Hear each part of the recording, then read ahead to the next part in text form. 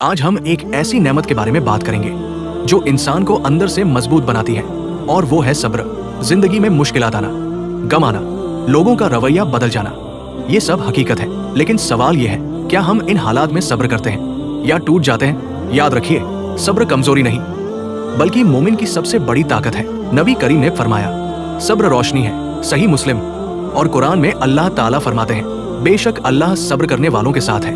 मेरे अजीजों, जब आप सब्र करते हैं तो अल्लाह आपके दिल को सुकून देता है और आपके लिए ऐसे रास्ते खोल देता है जिनका आपने कभी सोचा भी नहीं होता। याद रखिए, हर मुश्किल के बाद आसानी है, बस शर्त यह है कि आप सब्र से काम लें। आज अहद करें कि हम हर हाल में सब्र करेंगे, शिकायत के बजाय शुक्र करेंगे और अल्लाह पर मुकम्मल भरोसा रखेंगे। अल्लाह हमें सब्र करने वालों में शामिल फरमाए, आमीन। मेरे प्यारे भाइयों और बहनों, हमने सब्र की अहमियत सुनी। अब आइए जानते हैं कि सब्र करने वालों को अल्लाह क्या अता फरमाता है। कभी ऐसा होता है कि आप खामोशी से सब कुछ बर्दाश्त कर रहे होते हैं, दिल टूटा हुआ होता है, आंखें नम होती हैं, लेकिन आप फिर भी शिकवा नहीं करते। याद रखिए, अल्लाह आपकी हर खामोश आह को जानता है और वो कभी भी सब्र करने वालों को जाया नहीं करता। कुरान में अल्लाह ताला फरमाते हैं, बेशक सब्र करने वालों को उनका अजर बेहिसाब दिया जाएगा।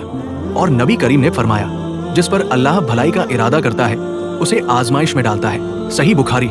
मेरे अजीजों, आजमाइश इस बात की निशानी है कि अल्लाह आपको अपने करीब करना चाहता है। याद रखिए, हर आंसू जो सब्र के साथ गिरता है वो आपके गुनाहों को धो देता है। तो कभी भी अपनी तकलीफ को बेकार न समझे, यही तकलीफ कल आपके लिए रहमत बन सकती है। आज अहद करें कि हम हर मुश्किल में अल्लाह की तरफ रुजू करेंगे, सब्र को अपना हथियार बनाएंगे और यकीन रखेंगे कि अल्लाह का फैसला बेहतरीन है। अल्लाह हमें सब्र और शुक्र दोनों की तौफीक अता फरमाए, आमीन या रब्बुल आलमीन।